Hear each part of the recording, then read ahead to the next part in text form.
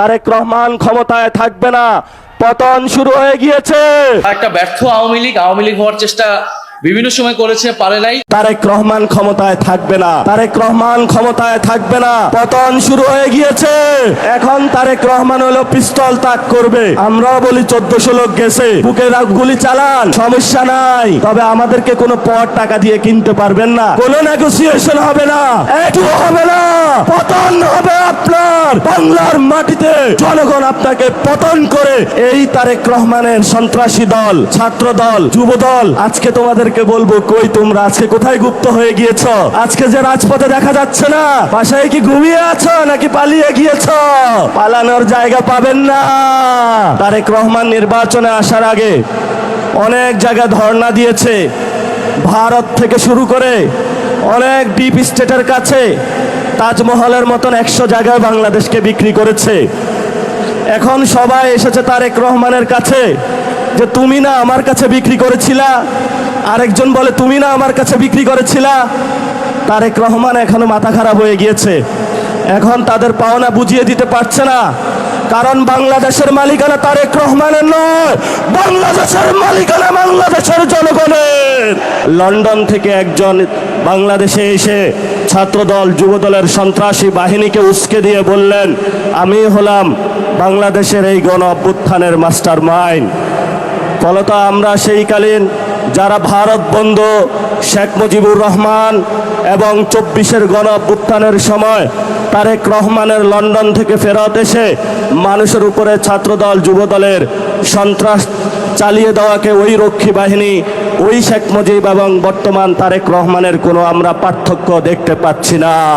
মাননীয় বিরোধী দলীয় নেতা থেকে শুরু করে অনেককেই দাওয়াত দেওয়া হয়েছিল জুলাই গণ অভ্যুত্থানের জাদুঘর উদ্বোধনে, কিন্তু ওনারা ইতিহাসের ঐতিহাসিক দায়িত্ববোধের জায়গা থেকে যেভাবে গত 2 বছর আগে 24-এ রাজপথে জনগণের সাথে ঐক্যবদ্ধভাবে ছিলেন, সরকারের এই লন্ডন চুক্তিতে যে উপস্থিত ছিল ইউনূস, ডক্টর ইউনূস এবং জনাব তারেক রহমান, সেই লন্ডন চুক্তির পার্ট না হয়ে আজকে জনগণের সাথে ঐক্যবদ্ধ হয়ে এখানে উপস্থিত হয়েছেন, এই জন্য আপনাকে ধন্যবাদ জানাচ্ছি। সাথে সাথে আপনি একটি ঐতিহাসিক সিদ্ধান্ত নিয়েছিলেন সংসদে, যখন বলা হয়েছিল বাংলাদেশে একটি সংস্কারের যাত্রা আমরা শুরু করব, কিন্তু সংসদে যখন একটা সংশোধন কমিটি হয়েছে, সেই কমিটিতে যোগের নব্য, রাশেদ, ইনু মেনন যারা আছে তারা অংশগ্রহণ করেছিল, কিন্তু আপনি জাতির ঐতিহাসিক দায়িত্ববোধের জায়গা থেকে বিরোধী দল সেখানে অংশগ্রহণ করে নাই, এজন্য আমরা জনতার পক্ষ থেকে আপনাকে ধন্যবাদ জানাচ্ছি। আমরা আজকে ছোট্ট কয়েকটি কথা বলবো। আমাদের ঐতিহাসিক 71-এর মুক্তিযুদ্ধের আগে যেই ভোট হয়েছিল, সেখানে বাংলাদেশের মানুষ, বাংলার মানুষ যেই দিকে রায় দিয়েছিল, সেই রায় বাস্তবায়ন না করার কারণে মানুষ অস্ত্র হাতে তুলে নিয়েছিল। সেই সময়কালীন যাকে বলা হয় বঙ্গবন্ধু, উনি আসলে ভারত বন্ধু, সেই ভারতে পালিয়েছিলেন। বাংলাদেশের মানুষ, মুক্তিকামী মানুষ, বাংলাদেশ যখন স্বাধীন করেছিল, সেখান ভারত থেকে উকি দিয়ে বাংলাদেশে এসে বললেন, আমি বাংলাদেশ স্বাধীন করেছি।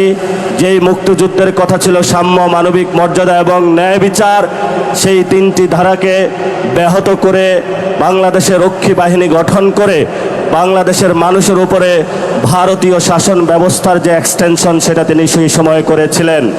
তেমনি 24-এর গণ অভ্যুত্থানে যখন মানুষ হাসিনার ফেসিবাদীতে নির্যাতিত, নিপীড়িত ছিল, আজাদির স্লোগান উচ্চারিত হচ্ছিল, সেই সময়কালীন বাংলাদেশের সকল মানুষ রাজপথে ঐক্যবদ্ধভাবে নেমে যখন বাংলার মানুষকে মুক্তি দিয়েছিল, সেই সময়কালীন লন্ডন থেকে একজন বাংলাদেশে এসে ছাত্রদল, যুবদলের সন্ত্রাসী বাহিনীকে উস্কে দিয়ে বললেন, আমি হলাম বাংলাদেশের এই গণ অভ্যুত্থানের মাস্টার মাইন্ড। ফলত আমরা সেইকালীন যারা ভারত বন্ধু, শেখ মুজিবুর রহমান এবং 24-এর গণ অভ্যুত্থানের সময় তারেক রহমানের লন্ডন থেকে ফেরত এসে মানুষের উপরে ছাত্রদল যুবদলের সন্ত্রাস চালিয়ে দেওয়াকে ওই রক্ষী বাহিনী, ওই শেখ মুজিব এবং বর্তমান তারেক রহমানের কোনো আমরা পার্থক্য দেখতে পাচ্ছি না। যদি আমরা পার্থক্য দেখতে না পাই তাহলে আমাদের ভবিষ্যতের কাজ কি? ভবিষ্যতের কাজ, কোরআনের একটা আয়াত আমি চরমভাবে বিশ্বাসী, সে আয়াতটি হলো ওয়াআইদ্দু লাহুম মাস্তাতাহুম মিন কুওয়া, তোমাদের যতটুকু আছে ততটুকু নিয়েই প্রস্তুতি গ্রহণ করো। বাকি সাহায্য কোথা থেকে আসবে? সাহায্য কোথায় থেকে আসবে? সেই গণ অভ্যুত্থানের দিন, এখন বাজে 12টা, সকালবেলায় বাংলাদেশ পুরো স্তব্ধ, আর্মি সব জায়গায় করিডোর দিয়ে রেখেছিল। আমি আর নাহিদ একটা বাসায় আবদ্ধ ছিলাম। আমরা সকালবেলা বের হতে চাইলাম, বলল গুলি করা হবে। যে বাসায় আবদ্ধ ছিলাম একজন শিক্ষককে নিচে পাঠাইলাম, বললাম স্যার একটু দেখে আসুন নিচের কি অবস্থা। স্যার বলল নিচ থেকে উঠে এসে যা আর্মি হলো আমার পেটে হলো গুলি ধরেছে, যাওয়ার কোনো অপশন নাই। আমাদের অনেক ভাই সেই দিন সকালে শহীদ মিনারে অবস্থান নিয়েছিল, সেইখানে অনেক গুলিবিদ্ধ হয়েছিল। ঠিক এই সময়টাতে বাংলার মানুষ সকল ব্যারিকেড ভঙ্গ করে, যেখানে এসএসএফকে 5 মিনিট দেওয়া হয়েছিল, শেখ হাসিনাকে 5 মিনিট দেওয়া হয়েছিল, যে হয়তো বাংলাদেশের মধ্যে তুমি 5 মিনিটের মধ্যে তোমার এখানে জীবন দিবা অথবা ভারতে পালাবা। সেই সময় আপনারা পুরো বাংলাদেশ ঐক্যবদ্ধভাবে পুরো বাংলার রাজপথে নেমে এসেছিলেন।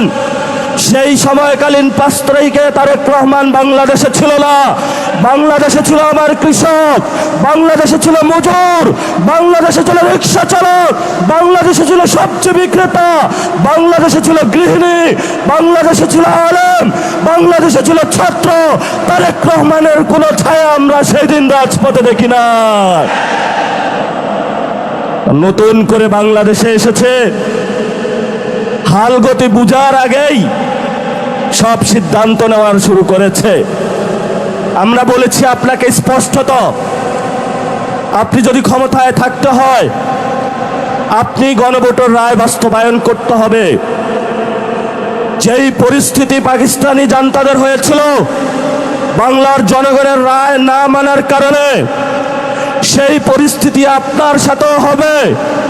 কারণ এই প্রধানমন্ত্রীর চেয়ার এটা আপনার না, এটা বাংলাদেশের জনগণের। ফলত আমাদের চেয়ার নিয়ে কেউ যদি ছিনিমিনি খেলে, আমরা তো সেই চেয়ারকে রক্ষা করতেই হবে আমাদের। আমি ছোট্ট একটা গল্প দিয়ে শেষ করব। তাজমহল একজনে প্রায় 100 বারের মতন বিক্রি করেছিল। সব খরিদ্দার আইসা খুঁজে যে আমি তাজমহলের মালিক, কিন্তু তাজমহলের মালিকানা কি কেউ নিয়েছে? না, ওই ব্যক্তিও হয়েছে, এটা ভারতের সম্পত্তিও ছিল। তারেক রহমান নির্বাচনে আসার আগে অনেক জায়গায় ধর্ণা দিয়েছে, ভারত থেকে শুরু করে অনেক ডিপ স্টেটের কাছে তাজমহলের মতন 100 জায়গায় বাংলাদেশকে বিক্রি করেছে। এখন সবাই এসেছে তারেক রহমানের কাছে যে তুমি না আমার কাছে বিক্রি করেছিলা, আরেকজন বলে তুমি না আমার কাছে বিক্রি করেছিলা। তারেক রহমান এখনো মাথা খারাপ হয়ে গিয়েছে, এখন তাদের পাওনা বুঝিয়ে দিতে পারছে না। কারণ বাংলাদেশের মালিকানা তারেক রহমানের নয়, বাংলাদেশের মালিকানা বাংলাদেশের জনগণের। আমাদেরকে এনশিওর করতে হবে যদি বাংলাদেশের মাটি, বাংলাদেশের বায়ু, বাংলাদেশের পানি ভারত বা অন্য রাষ্ট্রের কাছে কেউ বিক্রি করতে চায় ক্ষমতার লোভে, আমরা রাজপথে থেকে সেই সকল মানুষ থেকে বাংলাদেশের স্বাধীনতা এবং সার্বভৌমত্ব নিশ্চিত করতে হবে। এটা যদি আমাদের জীবনে যায়, আমাদের কোনো পরোয়া আছে? চোখ তুলে নিয়েছে ইন্টারের একজন ছাত্রের, মাথা খারাপ হয়ে গিয়েছে যে চোখ তুলে ওদের। গতকালকে যোগসুর সম্মানিত যিনি নির্বাচিত জিএস, উনি বললেন যে এখানে যোগসুতে যে টেন্ডারটা হবে এই টেন্ডার কোনো চাঁদাবাজদের হাতে পড়া যাবে না। যখনই এই কথা বলা হয়েছে, ওরা রামদা চাপাতি হক স্টিক দিয়ে সর্বসম্মিলিত ঢাকার যারা সন্ত্রাসী গোষ্ঠী আছে, একটা শিক্ষা প্রতিষ্ঠানে তারা আক্রমণ করেছে। সেখানে আক্রমণ করেই তারা ক্ষান্ত হয়নি। আপনারা দেখেছেন হবিগঞ্জে আমরা চিকিৎসা নিতে পারি নাই, সেখানে হসপিটালে গিয়ে তারা আক্রমণ করেছে। ঢাকাতেও গিয়ে তারা হসপিটালে অ্যাটাক করেছে, সেখানে চিকিৎসা নিতে দেয় নাই। এই তারেক রহমানের সন্ত্রাসী দল, ছাত্র দল, যুব দল, আজকে তোমাদেরকে বলবো, কই তোমরা আজকে কোথায় গুপ্ত হয়ে গিয়েছ? আজকে যে রাজপথে দেখা যাচ্ছে না, বাসায় কি ঘুমিয়ে আছো নাকি পালিয়ে গিয়েছ? পালানোর জায়গা পাবেন না। জনতা জেগে উঠেছে। ইনশাআল্লাহ ভবিষ্যৎ বাংলাদেশে আমাদের একটি শপথ নিতে হবে। এই শপথ হলো আগামীতে ইসলাম এবং সার্বভৌমত্বকে নিয়ে অনেক ষড়যন্ত্র শুরু হয়েছে। আপনারাই একমাত্র গার্ড, যারা এটা রক্ষা করবেন। জীবন দিয়ে হলো এটা রক্ষা করতে হবে। কারণ গত 53 বছরে অনেকেই বলেছিল যে অনেকেই নাকি বাংলাদেশের স্বাধীনতার সপক্ষের শক্তি। আগামীতে আমরা দেখব কারা বাংলাদেশের পক্ষে, কারা বিপক্ষে, কারা লন্ডনী, কারা দিল্লি, আর কারা ঢাকার অনুসারী। সেটা আগামী যুদ্ধে প্রমাণিত হবে। মুখে মুখে বললে প্রমাণ করা হবে না। আমি হেফাজতে ইসলামের ভাইদের একটু উদ্দেশ্য করে বলবো, লড়াইটা এখন বাংলাদেশের সংস্কারের লড়াই।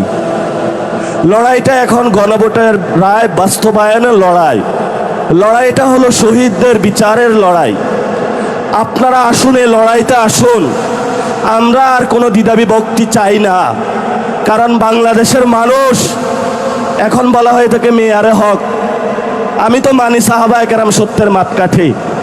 এই যে ছোটোখাটো বিষয় নিয়ে আপনারা প্রত্যেকটা মসজিদে বক্তব্য দিচ্ছেন, মানুষের মধ্যে একটা ভুল ধারণা সৃষ্টি করছেন, এইটা করা উচিত না। আমি বলবো আসুন, ঐক্যবদ্ধভাবে আসুন। তারেক রহমান আপনাদেরকে কিছুই দিতে পারবে না। যদি দিতে হয় তাহলে মসজিদের মিনারে বসে আপনার জুলুমতন্ত্রের বিরুদ্ধে কথা বলতে হবে। ইসলাম আমাদেরকে শিখিয়েছে বাতিলের বিরুদ্ধে কথা বলতে হবে, বাতিলের সাথে কোনো নেগোসিয়েশন করে নয়। এই শিক্ষাটা মাদ্রাসায় আপনারা আমাকে দিয়েছেন, সেই শিক্ষা আমরা আপনাদের মধ্যে দেখতে পাচ্ছি না। এই জন্য আপনাদের একজন সন্তান হিসাবে আপনাদের কাছে অনুরোধ করব, আমি হয়তো বেশি দূর কমই মাদ্রাসায় পড়াশোনা করতে পারি নাই, আসুন ঐক্যবদ্ধ হই।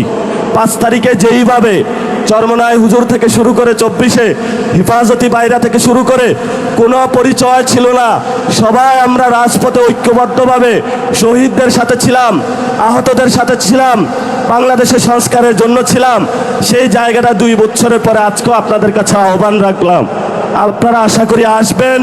জাতির এই সংকট মুহূর্তে কয়েকজন এর কারণে আপনারা বিভ্রান্ত হবেন না।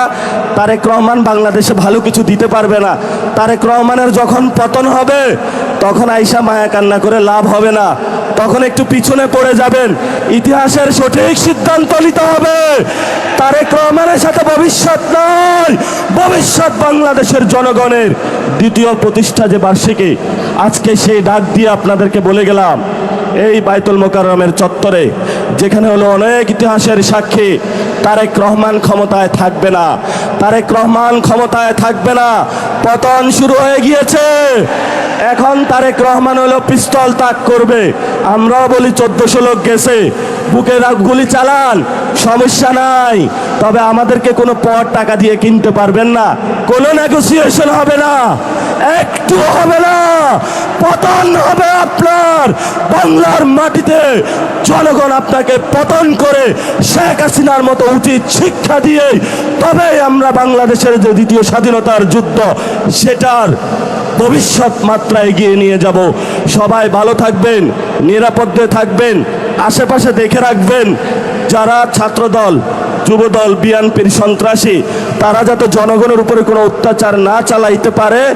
এবং কোথাও যদি বিদ্যুৎ গ্যাস এগুলোর সংকটে পড়ে সবাই থালাবাটি বাসন কলস নিয়ে রাস্তায় নামবেন। ক্ষমতায় বসেছ, গ্যাস দিতে হবে, বিদ্যুৎ দিতে হবে, সিন্ডিকেট চলবে না, কোনো পণ্যের দাম বাড়ানো যাবে না। যদি না দিতে পারো ক্ষমতা থেকে চলে যান, আমরা ক্ষমতা চালাইতে পারবো ইনশাআল্লাহ। সবাই দোয়া করবেন। আসসালামু আলাইকুম।